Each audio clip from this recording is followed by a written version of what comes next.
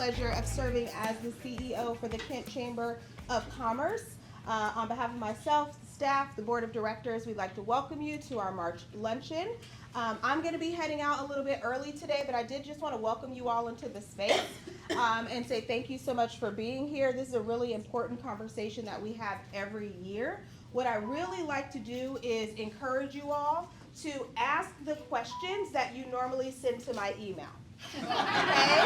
And so part of my job is putting the people in front of you that are responsible for making the decisions around your business, your industry, right? And so yes, the mayor and I meet often and we talk and we have these conversations, but again, just with any other elected official, they want to hear directly from the people, directly from their constituents, right? They think, not her, but most think, I'm just here, they pay me to talk about this stuff, right? But it is also important to me. So I want you all to be able to ask the questions that are important to you. Times are changing for businesses. In my opinion, from my perspective, from my seat, it's harder to run a business, right? It's more expensive to run a business. It is more dangerous, thank you, cybersecurity, but call Raj if you need any help. It's more dangerous as it relates to cybersecurity to run a business, right? And so we want to make sure that when we have the opportunity to get in front of folks that make those decisions, that we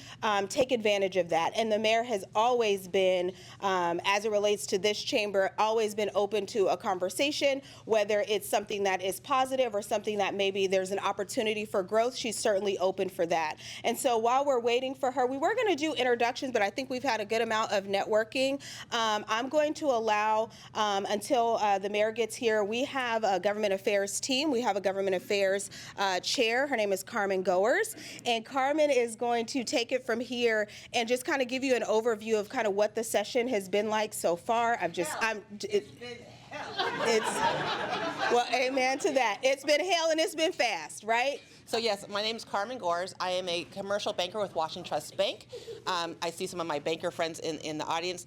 On our government affairs team, on even years, we're in an even year, it's 60 days from start to finish. So we've got about another week until session is over. This session, we work on some budget modifications and there are other bills that are being passed. Generally speaking, on the legislative committee, we have a lobbyist that we work with. She is, as members of the South Sound Chambers of Commerce Legislative Coalition, long word, there's like 8 chambers that engage to have a lobbyist that speak on our behalf. So we're not as big as Seattle, we're not as strong as Bellevue, we're definitely not Tacoma, but we have a voice that comes out of South King County that needs to be heard, and we've been working together for the better part of, I want to say over 20 years, because Sam, you were part of the original South Sound Coalition, right? This is the 20th year. 20th year. See how young we look in doing this? And the reason I said it was kind of a hellish session, and we've had difficult sessions before, and we continue to have them, and we always step forward. But this year, unlike others, we had a income tax proposal that was being presented that was it looked like it was going to go right through. And as a coalition, as a chamber, as a committee, we were outreaching to our neighbors, our business owners, to call in to vote con on it. And there was over 130 130,000 people that voted con, and this bill has now been tabled, squashed, is dead for the session. So that was a small victory in a long run. And when someone says, oh, your vote doesn't matter, your voice doesn't matter, collectively it adds up. And so as a committee, we try to push that information the best we can out, and it gets caught in the middle of noise as business leaders and business owners. You know you have a lot to work on your business, and there's that moment it takes to working in your business, and that's where we try to add value in that area. I'm gonna use Sam. Sam Pace is part of our realtors. He's been part of the coalition. He's been part of the I think 4 chambers we've sat on together at some point between Covington, Auburn, here, Renton, Seattle Southside. We've been together quite a few years. Federal Wave, Maple Valley, yeah. So it's come and gone. So from a realtor's perspective, I'm just going to, Sam, you could start making your way up here to start talking with me. Come on, Sam. because with Only for a friend. only for a friend. No, because Sam, I don't want to take his words out of his mouth, because we were just talking this morning, and with realtors, you want a place that's safe to raise your children, a place where you can call home, a place where you can afford to live and not just be, rich on paper, but poor in your pocket. And so, Sam, I know the realtors had a lot going on this session as well, and with ADUs and some other building codes. Can you speak briefly, Sam, on that topic? Again, it's a magnifier. I'll mention three things. First, from the realtor's perspective, we're really focused on quality of life. And we believe that quality of life begins with a good company, with a good job, with a great job. We believe quality of life begins with a job. Additives, they're very important, right? A good job in a company that has a great future. And we believe the home is where that job goes at night. And we need both of those things. And we need that community to be safe. We need it to make key investments in the most important things. For the state, you wouldn't know it by looking at their budget, but that's education. At the local level, it's public safety and infrastructure. And we try to encourage efforts that take us in that direction. One of the big issues for the real estate industry has been a lot of stuff that's been going on nationally with folks trying to take whatever listings they have and stick them in their pocket and keep them secret and only make them available to their folks that they know as a way to get both sides of the transaction. We think that's fundamentally inconsistent with the 1988 amendments to the Fair Housing Act. We believe everybody ought to have the right to know the housing that's available in the marketplace. There's nothing that's going to prohibit it, but the law that is headed to the governor's desk by wide margins is going to require that if you're going to market a property in Washington State at all, you're going to have to market it publicly. You can still market it to your private friends, but we're going to have everybody have the opportunity to get to know that that property is there. We've also worked on a number of supply issues to get more housing available in the community and to get that housing supply to the market faster. And there are probably 15 things that we talk about. There'll be 6 or 7 of those that are really important that will end up on the governor's desk. Okay. Thank you, Sam. Yeah. So as a commercial lender, part of my function and the reason I'm heavily engaged with the Chamber and Government Affairs is I know that as business owners, you're managing your top line and your bottom line, and there's things in the middle that have varying levels of importance at different parts of time. And again, there's other lenders in the room that I've worked with for many years, and our goal, and even with the SBA, is to find access to capital that works. And sometimes it's not the loan requirement per se, sometimes it's how your cash flows and what you can expect and managing that. And so as we're going forward in legislative session, we look to where are they adding regulations that's going to cost you where you weren't able to add it in to your initial bids, right?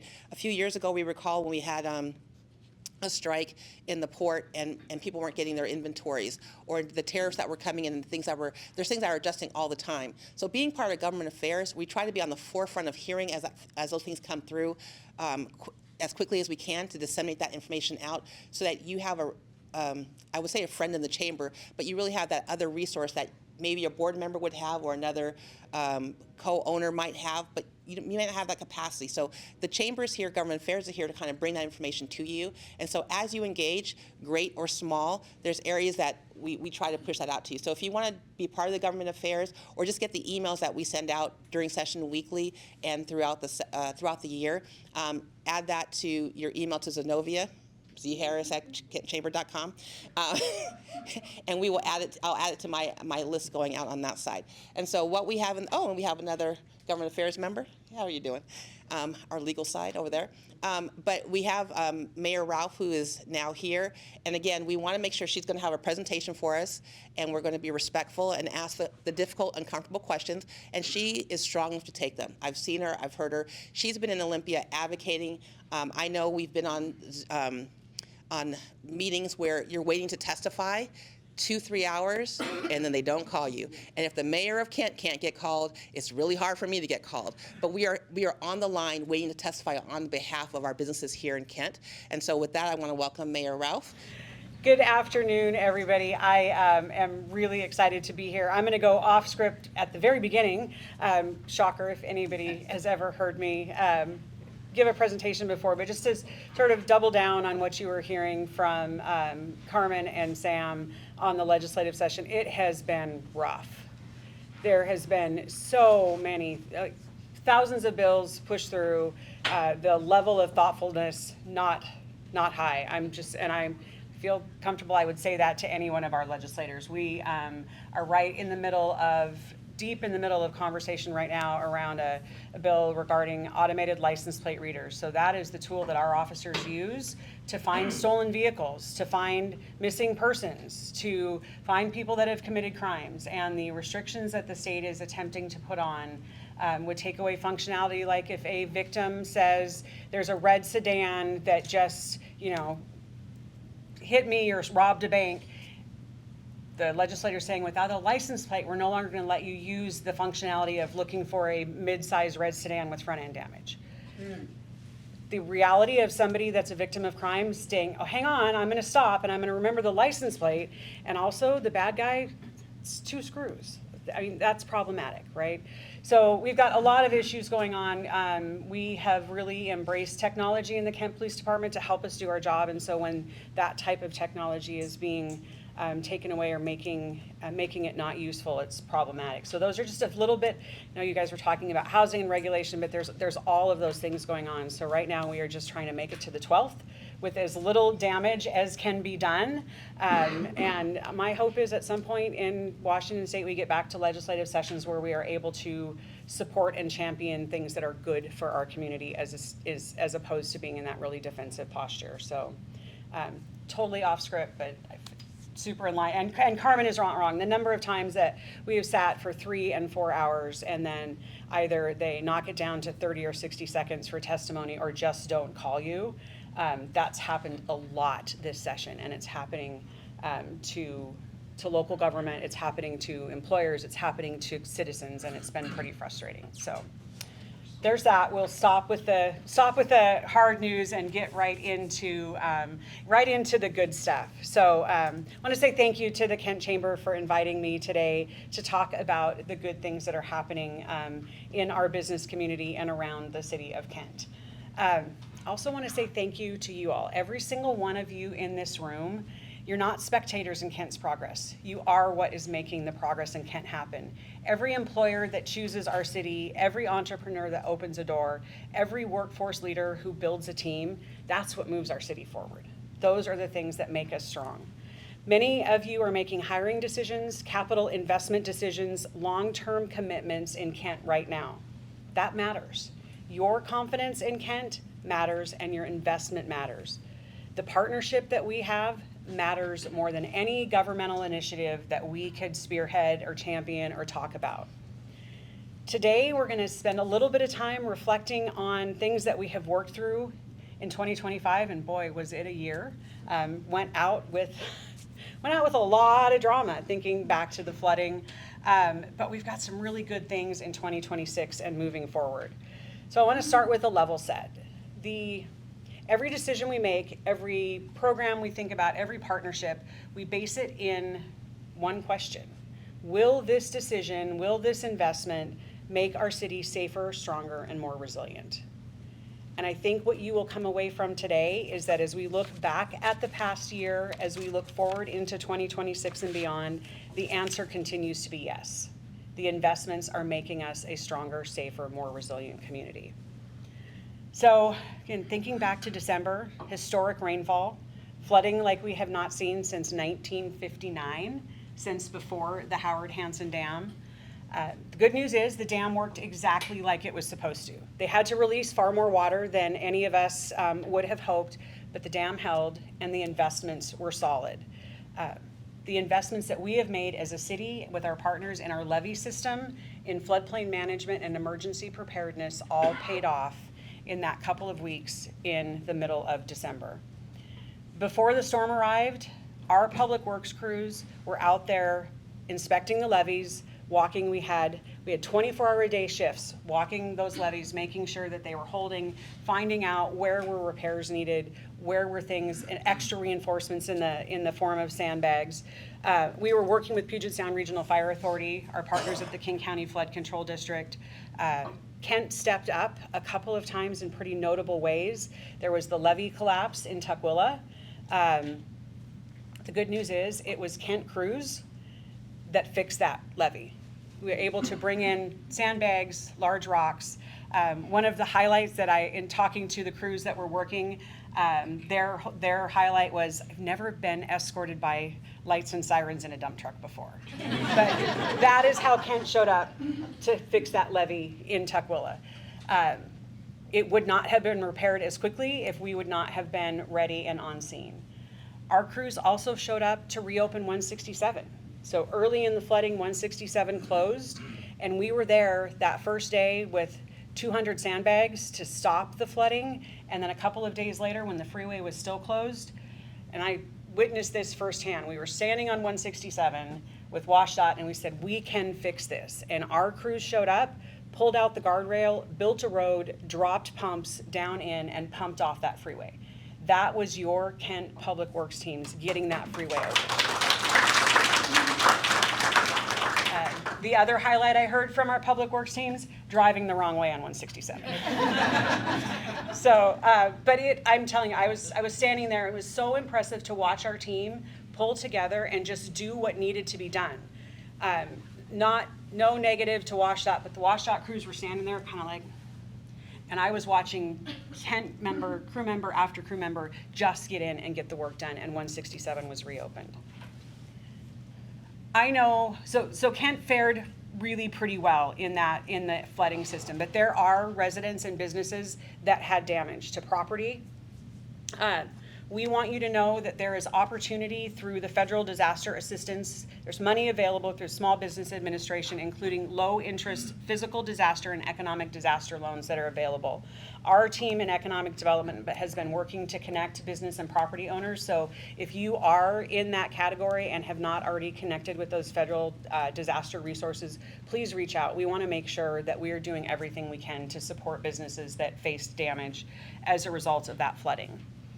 On the long-term effort, we've worked year over year with Senator Patty Murray and worked to secure $190 million in federal funding to make improvements to the Howard Hansen Dam. So that will add capacity at the dam, which, as we know, these storms are coming more often. It's just the reality of how our weather's working.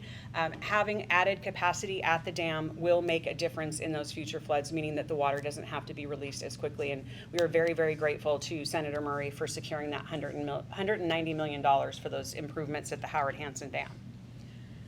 All right, so we talked about sort of the physical safety, things that like the levees in that system, but let's talk a little bit about public safety.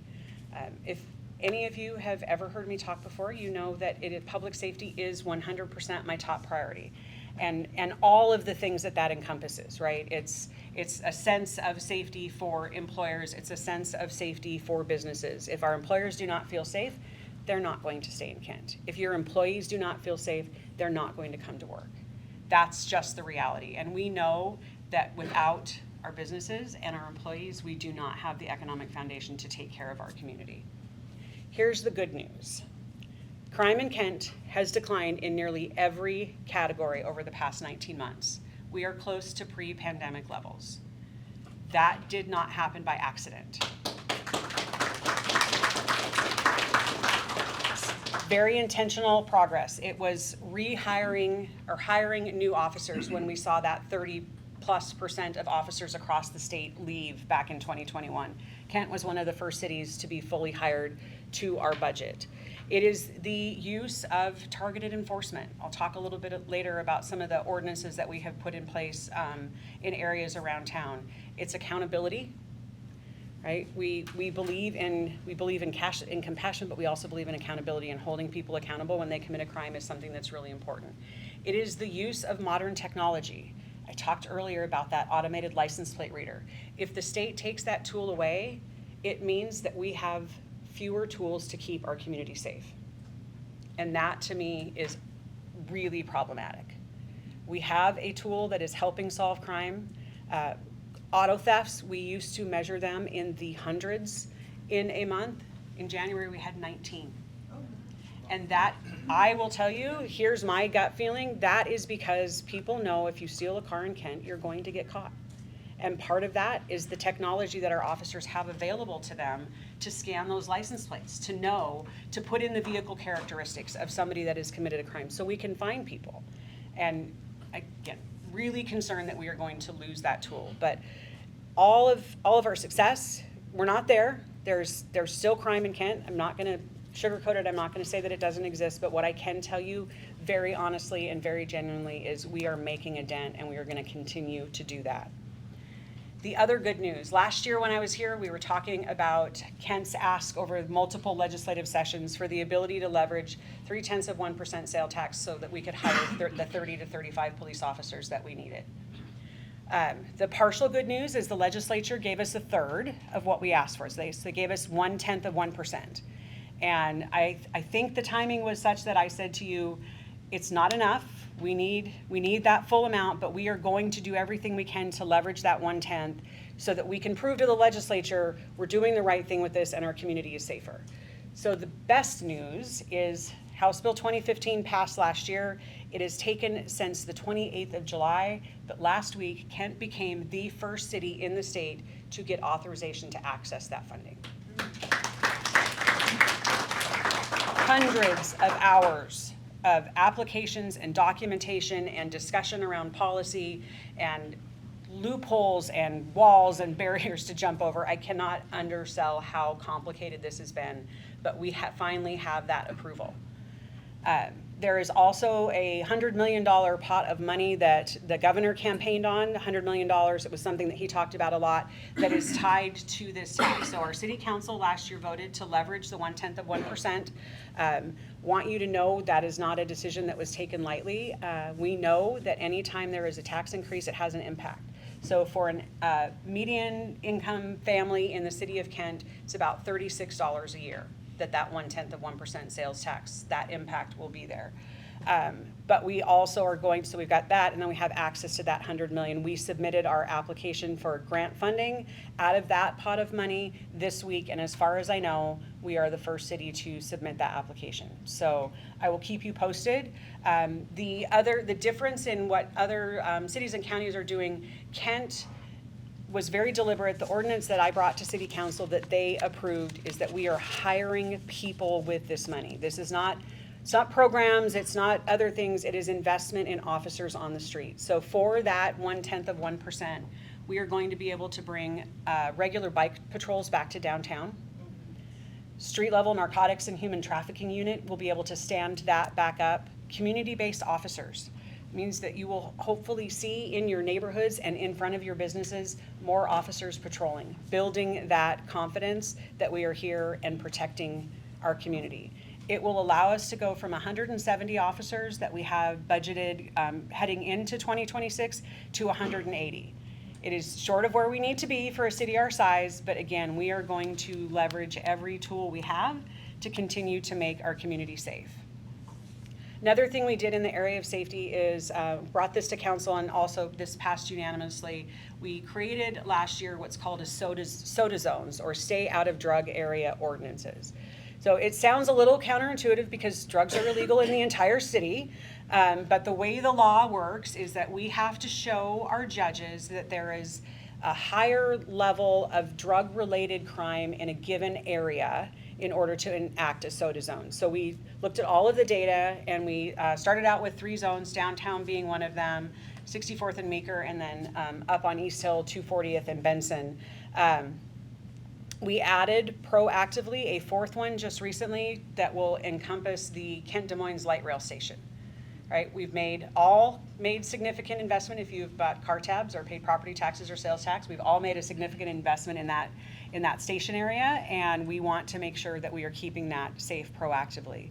But with the SODA zone, what that means is that if you commit a crime, drug-related crime in one of those areas, the judge has the ability to then trespass you from that area. So we're not bringing people back into the same place that they are using drugs and committing crimes. Through last year, our judges had issued just under 120 of those stay out of SOTA areas, and we are seeing a difference in the levels of drug-related crime in those areas. I'm a little bit anxious because if it drops too low, then we lose that tool, and then we have to get back to it's again a little counterintuitive. Like it's working, so then does it go away? So we're trying to figure that out. But they are really working. And one of the big pushbacks that I know we heard from the community is that people should still be able to access resources. So please know that if you are trespassed from a particular area where there is a service provider, if you are receiving treatment, if you are receiving housing resources, that is carved out. What we don't allow is for you to come back into that area and just hang out. So access to services is still the key to what we believe is success in helping this particular population, and that is still available. So we are not saying, hey, you're a client of Valley Cities, you can't come back to Valley Cities. We're saying you can come back and receive services, but then you have to leave again. So just want to make sure that we're having that, that we are continuously striving to strike that balance. We talked a little bit about Kent Des Moines light rail station. So that is a huge celebration after decades and decades of planning and investment. This last year in December, Kent opened, Sound Transit opened 2 light rail stations in Kent. So Kent Des Moines Road, right up there off of Pack Highway, and then Star Lake Station both opened. Fantastic connectivity that is brought to our community. So it's called the Federal Way Link Extension because the last station is in Federal Way, but Kent had 2 stations. So I'm just going to say it was the Kent extension with, some extra that goes to Federal Way. It's yes. We're super excited. Sound Transit estimates about 25,000 riders daily in that extension, and that means that you can get from Federal Way to Linwood on light rail. And anywhere in between. And then in March, at the end of March, on the 28th, the access from Seattle across the lake to the east side will also open. So we are really seeing what a fully developed light rail system looks like. And it could not be better timing because we've got FIFA coming this summer and there will be millions of people here. And we are hoping that light rail is the form of transportation. You're not going to be able to get downtown to park, but you could get on the light rail and check out all of the things that are happening around there. It also means light rail means we've got an expansion for our employers. You have a new employment base, people that are living in Linwood but choose to work in Kent. That's important. People can get here now. And so for our business community, we feel like it is a really important tool. Again, something we've been planning for and investing in for a very, very long time. I want to talk a little bit about the city's fiscal health. So we're hearing it a lot right now around the state budget and the issues that they are having. What I want to tell you is that Kent has been very, very deliberate in how we spend our money, how we save our money. Our 2025-2026 biennial budget was $884 million with about $259 million in the general fund. So as a city, we are managing right around a $900 million enterprise. But we are making very, very deliberate decisions. Every budget that I have presented to council since 2018 has been what we call a status quo budget. It is not us spending more money than we have. It is not us creating programs that are not sustainable. I feel like probably the worst thing any government can do is stand up a program that people then come to rely on and a year later say, sorry, we can't pay for that. So the way that we have expanded services and done things like grow our police department has been very, very deliberate. It has to come with a new funding source. So if a department says we need to add this, my question to them is what's the funding source that's going to pay for that? Or what is the thing that you are no longer going to do to allow this to be paid for? I feel very strongly in this. I would love to be able to say we've got all these new programs we can add, we've got all these new things, but I think it's not responsible. And I am very proud of the fact that the council has supported those status quo budgets. We continue to maintain reserves that are above and beyond our policies, but the good news is that means we have reserves for rainy days. So we are using that to fill some of the gap in our budget. We're spending responsibly. We're not going out to raise taxes. We're working within our means, and that rainy day fund allowed us to have a massive response during the flood. We had public works employees that were working 80 hours of overtime in that short period. but we've got reserves to pay for that, and I think that that's something that as a community, we should be very, very proud of. So let's talk a little bit about some of the fun stuff that's happening in the Kent Valley. Aerospace manufacturing and how competitive the Kent Valley is in that. Really, really proud of this. Aerospace and advanced manufacturing is the backbone of our valley. Nearly 32,000 aerospace jobs are located here. 32,000. That is more than 1/3 of Washington's entire aerospace employment located in the Kent Valley across 200 workplaces.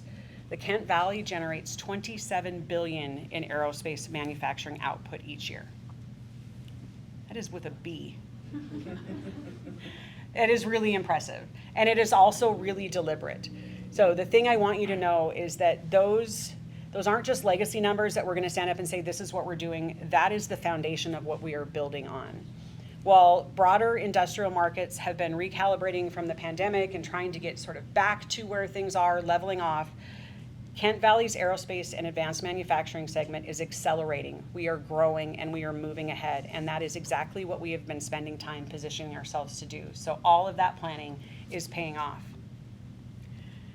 So a little bit of history. So it's that idea of you need to know where you came from to know where you're going. And many of you know this, but more than 50 years ago, Boeing engineers at the Kent Space Center designed the lunar rover that is on the moon, that astronauts use to explore the moon. Those rovers, designed and assembled right here in the Kent Valley, helped make some of the most historic moments in human space exploration possible.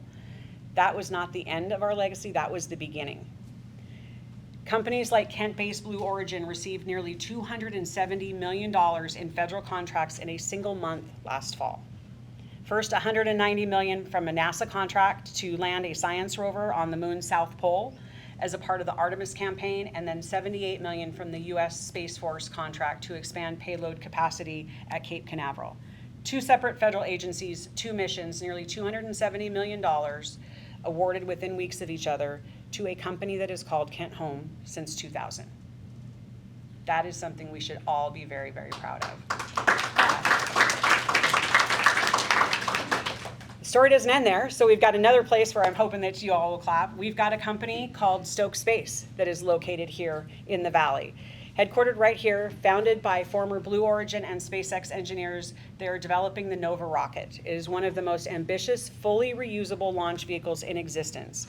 They raised more than $1.3 billion and are preparing operational launches this year. Fully reusable rockets being designed and created right here in the Kent Valley. It's two Kent-based companies. I absolutely, thank you. We are so proud of these companies, and these are just examples of the really large companies that have those big dollars attached. But it's two Kent companies, two missions pushing the boundaries of what is possible. It's not a coincidence. It's a result of decades investment in talent, infrastructure, and an ecosystem that attracts the best in the world. There are not many regions in the country that combine our level of aerospace concentration, direct freight access, deep industrial land, and a coordinated workforce strategy all in one valley. Kent does. We have all of those things going for us right here in the valley. But there's some challenges that come with that. And challenges that we can only solve together. I'm looking at my Kent School District friend over here. Too few of our students know that they have access to this type of out of this world job that is a starting salary out of high school, no four-year degree, $80,000.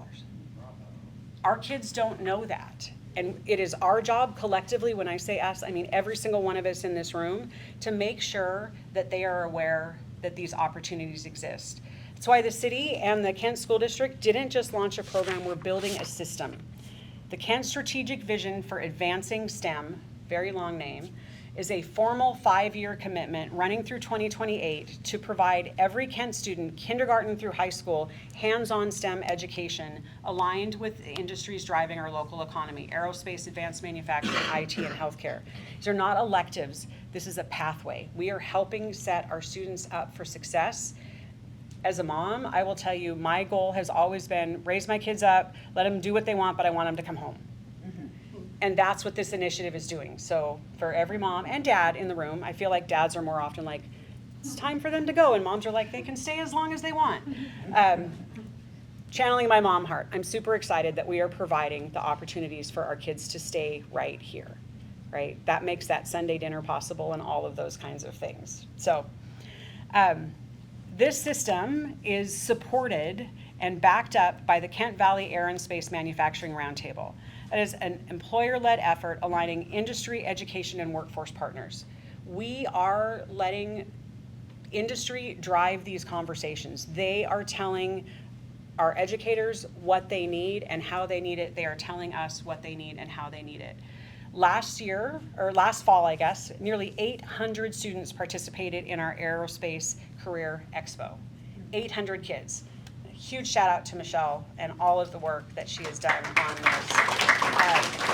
Standing in Showware Center, looking and watching 800 kids connecting with actual employers in the Kent Valley and seeing that spark of, I could do this. This could be my career. There is nothing more powerful than that, and we should all be really, really proud of that. So thank you, Michelle, for being that spark for all of our students.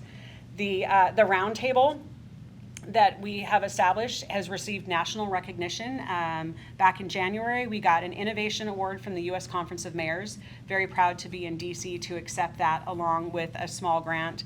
And then we have news that Senator Murray has also secured for Renton Technical College and Green River College $2.6 million in federal funding to modernize advanced manufacturing training programs.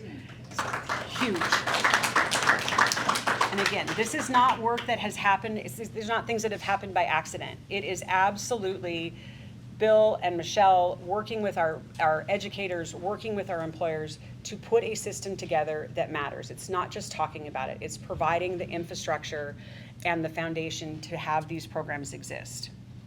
Another infrastructure note, Naden Avenue. So just over here, big vacant piece of property. We are really excited. Mortensen Development has been selected to advance the Naden Avenue manufacturing campus. So we're redeveloping a strategically located infill site into a modern build-to-suit campus for aerospace, defense, and space companies. That is new capital, new high-quality jobs, and room for suppliers and companies that are already here to grow. We are really excited about what is going to be coming on that Naden property. Long time coming and a ton of work, but we have had a strategic vision as a city and we've held true to that vision, and this is where we have gotten. So we're building a workforce system. It's not finished. It's being built school by school, employer by employer. And again, the message I want you to hear is it's deliberate. We're not leaving things up to chance. We have taken our destiny in our own hands, and we are making investments that make sense for our community. Other investments that are helping the Kent Valley. So more than $1 billion has been put into SR 509. So if you have not been up there, top of Veterans Drive, 509 is open. That is a connection from SeaTac Airport and global trade routes into the Kent Valley. So you can get on it and come there's a new exit off of I-5. It is a connection that has been in the works for decades, since the 70s. It's here, it's connected, and we are really, really excited about what that means for Kent. Other types of investment we have happening in Kent. Last year, I signed a franchise agreement with Easy Fiber. It is a company that chose Kent to launch its $400 million fiber optic expansion across Washington State. They connected their first customers in Kent. They established their regional headquarters here in Kent, and they are building out ultra-fast internet with no data caps and no term contracts throughout our community. Kent deserves high-speed internet. All of our friends that are like, oh, I've got fiber, it's coming to Kent. And that also means it's coming to Kent businesses. So we are really excited. Again, very deliberate action created that partnership and the ability for them to work in Kent. A couple other big investments. So Kent secured $6.5 million in state grants to build 2 new roundabouts. We've got one coming to the East Hill at 248th and 116th. Anybody ever sat at that 4-way stop and thought, I am never going to get through this intersection? And then a fire happens and the fire truck has to get out. We are really, really excited to have the ability to get that project underway. And then we have another roundabout coming near Neely O'Brien Elementary here. Same thing. Very dangerous area. We need our students to be safe. We need our families to be safe, and putting that roundabout in is going to make all the difference in the world down there at Neely O'Brien. But again, very, very deliberate investments. Last September, the City Council unanimously approved a $63.5 million municipal campus relocation project. So that means new administrative offices. Finally, we can call it a modern police headquarters. So our police department moved into the library that I used encyclopedias to write research papers in 1996 on a temporary basis. 1996 and today is not temporary, but we are finally going to get them into a building right here in downtown that gives them the capacity to grow and provide the safety services that our community deserves. And the City Council is going to be moving into that library building with a completely renovated council chambers, large meeting spaces, and a community gathering plaza outside. So we are, as a city, investing in the downtown core. I want people to hear that. I had somebody tell me the other day that they were not sure about staying in downtown Kent because the city was completely abandoning the downtown. That is not true. The city is investing in our downtown. We are making deliberate and large investments in the downtown core. We want this to be a gathering place. We are doing this all with saved capital and bonds, so there is not a tax increase that goes along with these investments. The message needs to be that we believe in this community, we believe in its future enough that we are investing significant amounts of money to make it a better place. Kent is not a secondary industrial market. It is a primary manufacturing hub, and every investment we make, from freight corridors, 167, fiber networks, safer streets, civic infrastructure, reinforces that this is the place for businesses and families. Talked a lot about big business, but I do not want to leave out what we all know is true. It is our small businesses that are the lifeblood, the beating heart, the spine, the core, whatever words you want to use to our economy and what makes this a great community. They are the businesses, the restaurants and markets and shops that provide our neighborhoods with resources and their character. Nearly 30 businesses received direct advising and more than 140 hours of technical assistance last quarter from the Small Business Assistance Center right here at Green River College at no cost. That is helping entrepreneurs bring their vision to life, grow their businesses, and stabilize and be a part of this community. El Pollo Loco came to East Hill. So whether you were one of the people in that really long line, one of the businesses that were impacted by that really long line, or somebody who just loves El Pollo Loco. Not being a Southern California kid, I had no idea, but holy cow, people were really excited about it. So check it out if you can. So we've got that type of business, but we also have a huge number of immigrant-owned establishments launching across our community. Those amazing restaurants that exist, when people say, hey, man, Kent's got a lot of great restaurants. You can literally eat around the world here in the city of Kent, and we are really, really proud of that. Kent resident Christina Arikasamy, through her work with Culture Generation, is drawing regional attention to our culinary sector. She is hosting food tours and storytelling, and it is bringing people from around the region to the restaurants here in Kent so they can experience what we all know. We have some of the best food anywhere. And it is so much fun to talk to those restaurateurs because this has been their vision. A lot of them came from someplace else in the world with a thought. I have a recipe. I have a grandma's recipe. I want to share that with the community, and that is what we have here in Kent, and we are really, really proud of that. We also have small businesses that are getting recognized across the region. Abyssinia Salon and Beauty School was named King County's Minority-Owned Small Business of the Year. Absolutely. Chosen from 107 applicants countywide. Minnie started her first beauty clinic in Nairobi 24 years ago and then expanded to Kent. I'm not sure that it was a direct route from Nairobi to Kent, but we're gonna claim that. And then Renton, and last year opened a nonprofit beauty school giving underserved cosmetologists a pathway to licensure. We also have Project Feast, which is located right here in downtown. They earned third place honors as a Workforce Development Small Business of the Year for empowering refugee and immigrant cooks through culinary training, turning lived experience into real careers. If you have not checked it out, I highly recommend that you do. Amazing food and even more amazing stories of women that have been through a lot in their life and chosen to settle in the Kent community and now are bringing those skills, that story, the love of food to all of us through that training. Another restaurant, it's a little bit selfish, but Riverbend Bar and Grill. So after nearly 2 years of that restaurant being vacant, Riverbend Bar and Grill opened, and it is amazing. They are doing fantastic things. That space is activated, and we could not be more excited to be providing that as an additional opportunity to the Kent community. All right, told you there was some good news, but I'm also going to be really honest with you. Something that is on a lot of people's minds still, East Hill Fred Meyer. Okay. The closing of that Fred Meyer had real impact on our community. That is the store that a lot of people on the East Hill relied on for everything from groceries to their daily supplies, prescriptions. There have been creamer shortages at my house on a regular basis because it's no longer easy to just run to the store at night and get the creamer for the coffee in the morning. It's real, and I want you to hear me acknowledge that we understand that. We understand that impact. But again, sticking with that theme of not letting others choose our destiny, your council jumped into action and they unanimously approved an ordinance that prevents locations like that Fred Meyer from putting restrictions on a property that would say no new grocery store can come here. That is a real thing. That is happening all across the county, all across the state. We are one of a handful of cities across the country to place that in that ordinance in place, so there are no restrictive covenants on that Fred Meyer.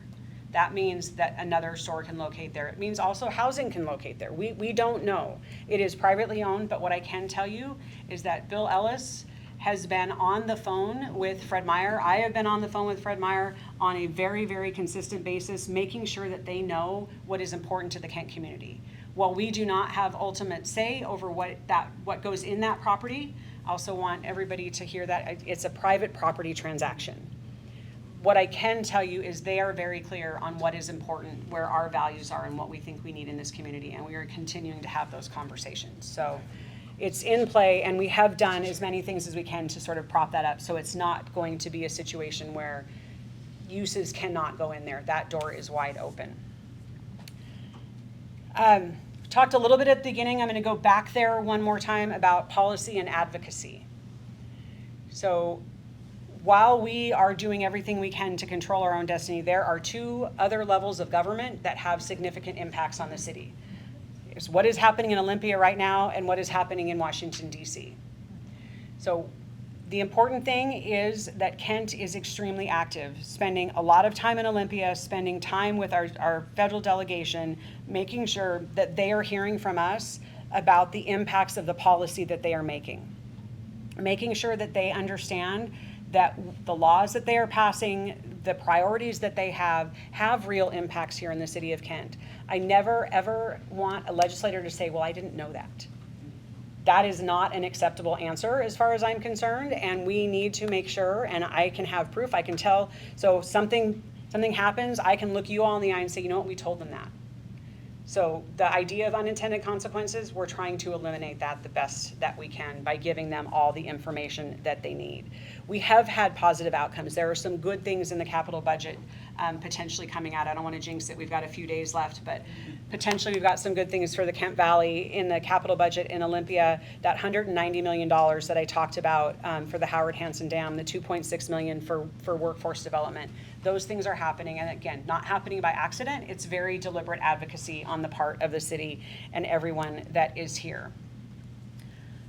So that's a lot. There are so many good things happening. I could not be more proud of our community. Kent is defined by our resilience, innovation, and partnership. We plan ahead, we invest intentionally. When things get hard, when water rises, when things happen, when stores close, when industry faces headwinds, we do not wait for someone else to fix it. We show up. We are strengthening our infrastructure. We are improving our safety investments and delivering results. The good news is companies continue to choose Kent, and we are building a stronger workforce pipeline, school by school, employer by employer. I am proud to stand here and tell you the state of Kent is good. I don't want to leave you with just inspiration, though. I want to leave you with an invitation/challenge. If you are a company that can offer an apprenticeship, a job shadow, an internship, a plant tour, reach out to us, reach out to the Kent School District. They're building that pipeline, and our kids need to see it firsthand. They need to understand what those opportunities are and how they exist, and that is not something that we can do with all of you. If you're an organization that works with young people, school youth programs, community groups, The STEM Strategic Vision Program needs community anchors at every level. And for everybody else in this room, every single one of you, if you know a young person that does not see themselves having a future in aerospace manufacturing technology, a job right here in the Kent Valley, introduce them to somebody that does. We all know people that are in those jobs. We are employers, we are companies. Make that introduction. Help open that door for that student so they know that they can continue to call Kent home for the rest of their lives and make their moms really, really happy. The future of our city is being built in classrooms, on shop floors, and decisions that each of you make every single day about where to invest, who to hire, and what to build next. We are so grateful for you. This partnership means everything to us, and it means everything to the future generations of our city. Thank you. So we're going to have time for questions, so form those. So I'm going to make you jealous. So I'm a grandma for the 6th time, but we have 4 generations that live all in South King County within 20 minutes. I know. I love that so much. You come visit us. Breaking news, I'm going to be a grandma in maybe the next 2 weeks. So I'll show you how to do it. Right? I'm going to need lessons. Okay, so that was not a question. So here's an example of a question. So you spoke about the grant coming from the state regarding public safety. So grants are one-time hit money, but we're looking to hire staffing for that. How does that reoccur when the grant runs out?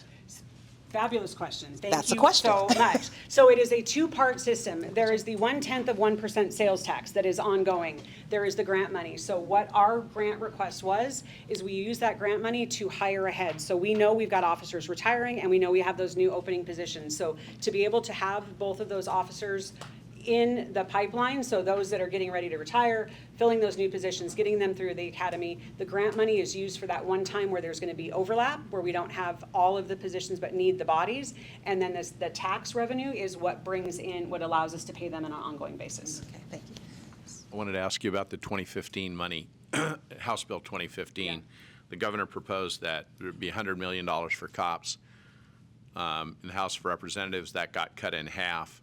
They're going to do, we'll do 50% of that for non-law enforcement folks. And then they established all these other hoops that you've had to jump through and devote all of this time and energy to, rather than focusing that energy directly on public safety or the other things that you want. And finally, with just, and I don't think it's there is a question. I don't think it's an overstatement to say you've been relentlessly tenacious, which is the reason that you're first, but you still don't have a dime of the $50 million that ended up. You're first in line for it, but how long is it going to take before we finally get a dime of that money to start actually putting the cops on the street with that money rather than everything that you're having to do yourself? Yeah. No, Sam, that's a fabulous question. So it is, I will tell you, it's been a hugely frustrating process. The portal to be able to apply for the sales tax opened on July 28th. There was no structure in place. We made up our own application because we knew we needed to be there first, and we knew we needed this resource. The same thing with the grant application. We submitted our grant application, the whole package, last week. But we don't know what that's going to look like. This was the first window where this has been open. So the Criminal Justice Training Center was tasked with doing all these things, and it has been A year. It's been a year. That is the nicest way that I can say that. It has been a year. And we are concerned that that money that is set aside, that one-time money that would allow us to hire ahead, that would allow us to purchase equipment, those kinds of things, we are concerned that if that money is not dispersed in the income, because it's for 3-year set aside, but we are very concerned next year that the legislature sweeps that money. So that is why we felt like it was so urgent to be there in line, but I don't have an answer for you on how long it's going to take. I know it's a priority of the governor. That is all I can tell you. Yeah. Question over here. Mayor, thank you. You led with an off-script piece about license plates, what you're allowed to look for, what you're not allowed to look for. It sounded like absurdity, unfortunately. If you can't look for a red sedan, when it's a red sedan, what will you be looking for, and why was this done? Yeah, so I love that word. because that's exactly how I have been feeling about this. There's two pieces to this, so I'm not gonna make light of this. We have a system across the state, they're called the Flock camera system. They are stationary automated license plate readers. There was an issue months ago that was exposed that there's a back door, if you don't flick switch a particular switch in the software system, that other agencies can access that data.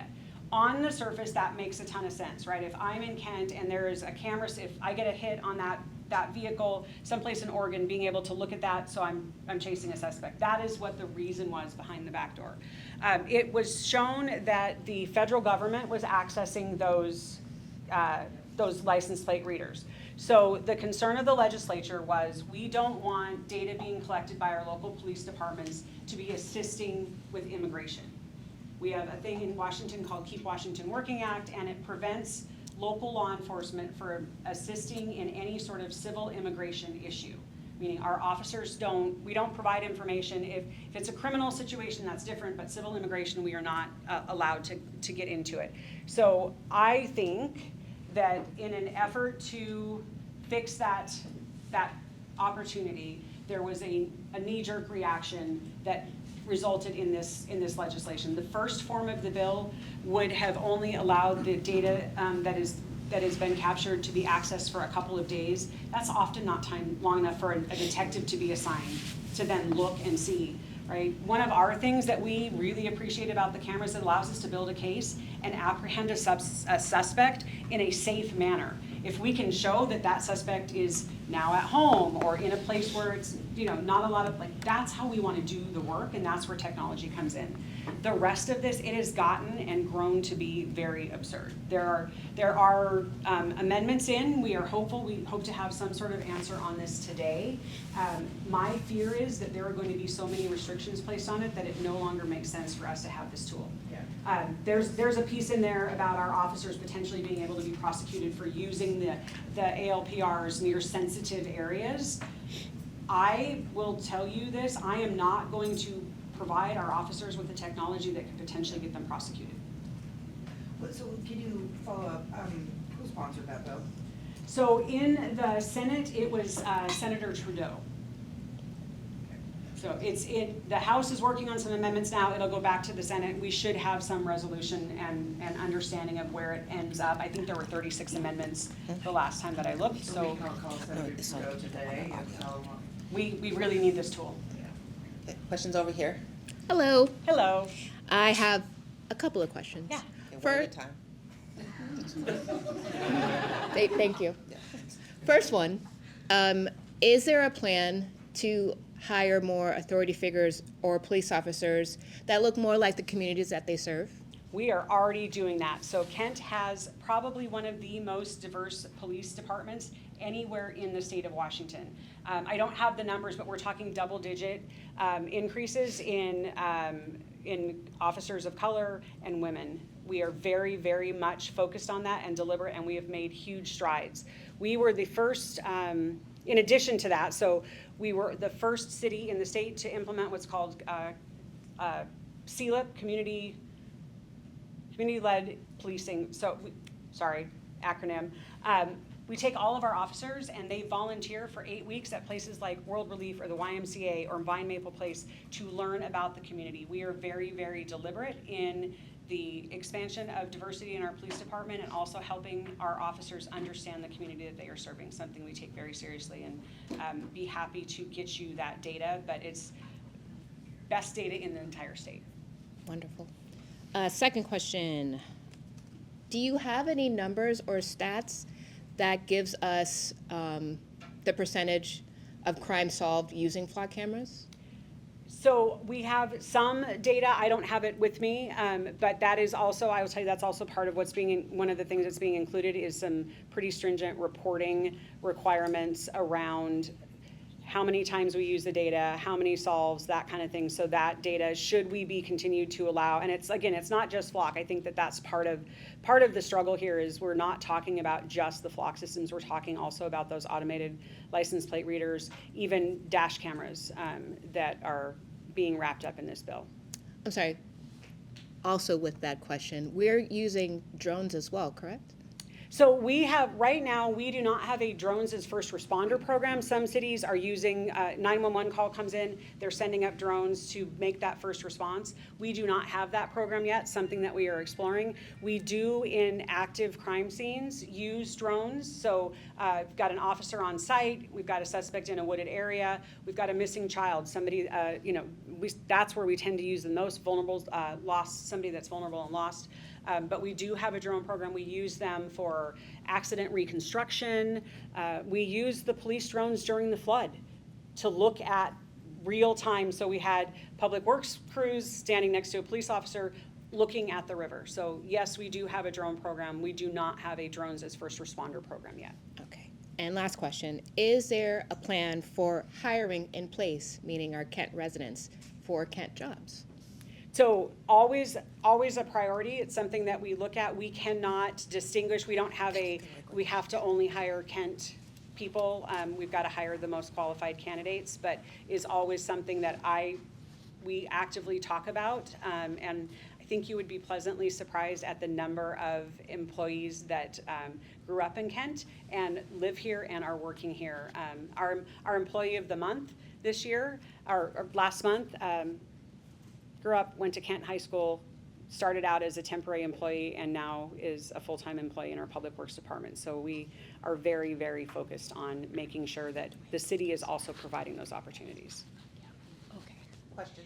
Hi, this is going to be about cannabis and why we don't have any like cannabis stores in like Kent right now. Because right now Kent residents are having to go, we're surrounded in Des Moines, Maple Valley, Issaquah, Auburn, and like I used to work for the Kent School District. I'm seeing that we're going to be cutting teachers. Like when is Kent going to like capitalize on this billion-dollar industry instead of considering raising taxes? Because it's not going anywhere, and I don't understand the mindset of why it's not actually in Kent and why we're not actually getting any tax dollars from it. So fabulous question. I will start with sort of the middle part. There is no opportunity for Kent to capitalize on the billions of dollars. The bulk of cannabis money goes to the state of Washington. So like any other retail establishment, we would collect sales tax, same sales tax between a Burger King and a cannabis store. Same B&O tax between any store here at Kent Station and a cannabis store. So there is not a giant pot of revenue that has come to cities. The bulk of that money goes to the state. And it does create jobs too. And we've had 3 bars, like what, in the past 6 months that have had shootings in Kent and like cannabis. I just don't understand the logic of trying to. So Kent passed that law back in 2012. There has not been a desire on the part of the council to open it up. I think some of the concern, and this is me channeling council members, so I'm going to start with that, is because it is still a cash industry, there is a higher than average rate of violent crime that occurs at cannabis establishments because you're talking about the access to cash and product. And so that is, I have heard that vocalized from the council. I will tell you the council is split. There are some of them that would really like that access here in Kent, and some of them that are opposed to it. They just have not come to a place where there's agreement. I think the biggest issue and the misnomer that I really want to make clear is it is not a pot of gold. It in some cases does cost a community to have that, and it is a deliberate decision if a community wants their residents to have access to that right here. You moved away from the platform. See, there I am pacing, right? I didn't catch that soon enough. Any other questions? So we want to thank Mayor Rao for her time today, and she will be around a little bit afterwards. And Thank you. Thank you. I'm going to turn it over to our Kent Chamber Board President, Raj, to close us out. Good afternoon, everyone. My name is Raj Sidhu. I'm the president of the Kent Chamber of Commerce Board. I'm a board president. I'm still trying to I'm taking Zenovia's job. I'm definitely not, no. Thank you, everyone, for coming here today. The question regarding cannabis, I really like that question. I'm going to disagree with the mayor a little bit. The average transaction at a cannabis store is far significant compared to, a Burger King and all that. So there's some opportunities there.